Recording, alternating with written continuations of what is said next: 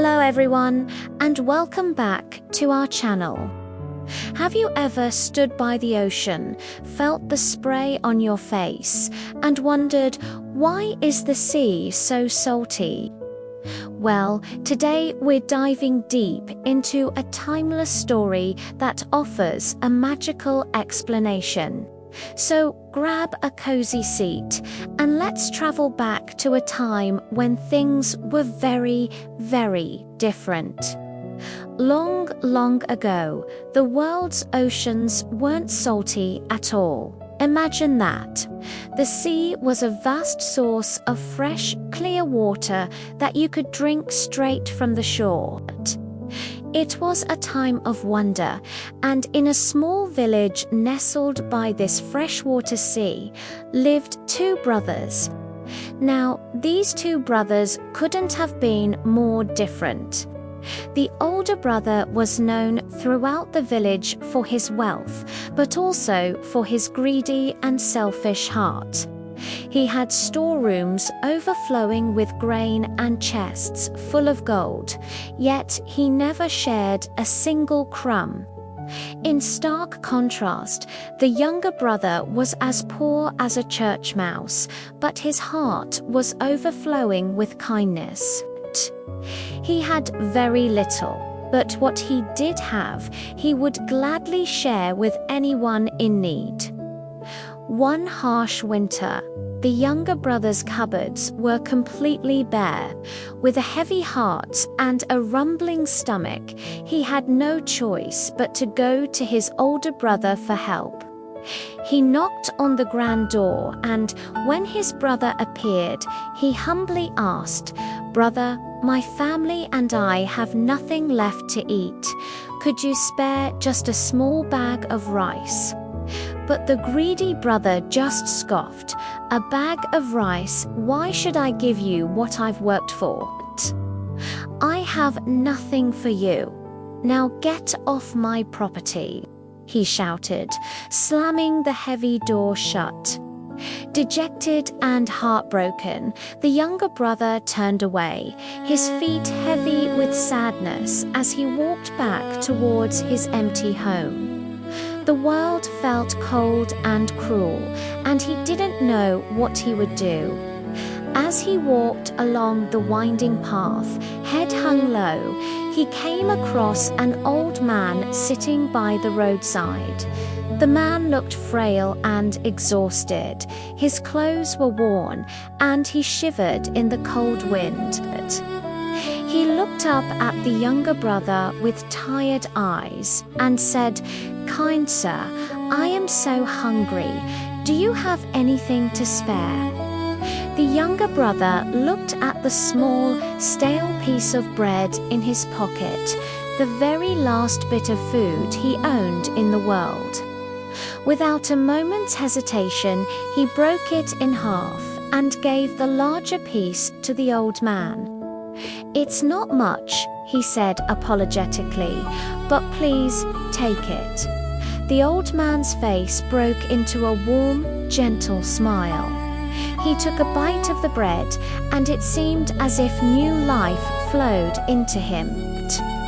"You have a truly generous soul," the old man said, his voice now surprisingly strong. "For your kindness, I want to give you something." He reached into a tattered sack and pulled out a small, beautifully carved hand mill. "This is no ordinary mill," the old man explained. "It's a magic hand mill. Whatever you wish for, simply turn the handle and say what you desire. It will provide it for you in abundance. But you must remember the magic word to stop it. When you have enough, you must say enough. Never forget this." The younger brother was speechless. He couldn't believe his eyes. He thanked the old man profusely and, holding the precious mill carefully in his hands, he hurried home, his heart suddenly light with hope. Could this really be true? When he got back to his small cottage, his family gathered around as he placed the mysterious mill on the table. With a trembling hand and a hopeful heart, he placed his hand on the crank. He thought about their empty bellies and whispered, "I wish for rice." He began to turn the handle, and to everyone's astonishment, a steady stream of perfect white rice began to pour out from the mill's spout.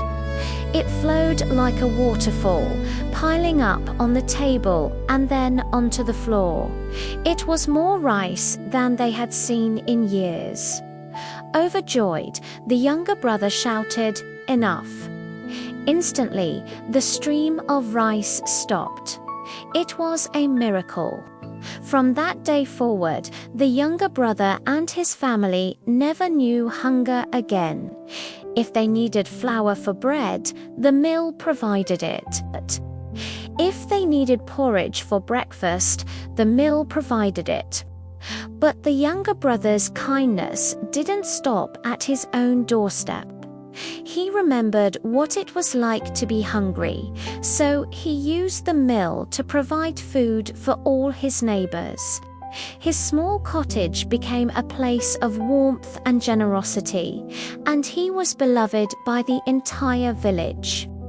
News of the younger brother's sudden prosperity and the endless supply of food traveled fast, and it wasn't long before it reached the ears of his greedy older brother. Consumed by jealousy and suspicion, he crept over to his brother's house one night and spied through the window.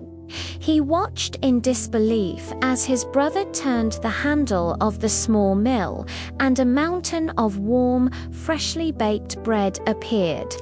He also heard the magic word, "Enough." A wicked plan formed in the greedy brother's mind. That mill should be mine. He hissed to himself, "He doesn't deserve such power." So, under the cloak of darkness, while the village slept, the older brother snuck into the cottage, stole the magic hand mill, and ran. He didn't just want to take it. He wanted to get as far away as possible, where no one could find him. He raced to the harbor and jumped into a small boat, setting sail out onto the vast, dark sea. Once he was far from shore, with the coastline just a faint line on the horizon, the greedy brother laughed triumphantly. He held the mill in his hands, his mind racing with all the riches it could bring him. He decided to start with something valuable, something he could trade in faraway lands. Salt, he thought. Salt is as precious as gold. He placed the mill on the deck of the boat, his eyes gleaming with avarice. "I want lots of salt," he commanded loudly, turning the handle with all his might. "Give me salt, mountains of it." Immediately, the hand mill began to churn, and a stream of fine white salt poured out. It was working. The greedy brother cackled with delight as the pile of salt grew larger and larger. It filled a sack, then another. He was going to be the richest man in the world. The salt began to cover the floor of the boat, rising higher and higher. Soon, the pile of salt was up to his ankles, then his knees. The boat started to feel heavy, and it began to rock unsteadily in the water. "This is more than enough," he thought, starting to feel a flicker of panic. He tried to lift the mill, but it was already half buried in salt. He shouted at it, "Stop. That's enough. No more." But nothing happened. The mill just kept grinding, faster and faster. In his haste to steal the mill, he had only paid attention to the reward, not the crucial instruction. He hadn't heard the specific magic word to stop it. The salt was now up to his waist, weighing the boat down dangerously. Water began to slosh over the sides. In a frenzy, he screamed every word he could think of. Halt, finish, end, quit. But the magic mill only responded to one command, and he didn't know it. The weight of the salt became too much. With a loud groan, the small boat tipped over and plunged deep into the ocean, taking the greedy brother and the still grinding magic hand mill with it. And down at the bottom of the sea, the story goes, the magic hand mill never stopped. It continues to turn day and night, forever grinding out salt, and that salt dissolves into the water, spreading with the currents to every corner of the globe. And that, according to the legend, is why the sea has been salty ever since. It's a powerful reminder that greed can lead to ruin, while kindness can bring unexpected rewards. What do you think of this story? It's fascinating how ancient cultures created tales like this to explain the world around them. Thank you so much for joining me on this journey today. If you enjoyed this story, please hit that like button and do unto forget to subscribe and turn on notifications so you do unto miss our next adventure into the world of folklore. See you next time.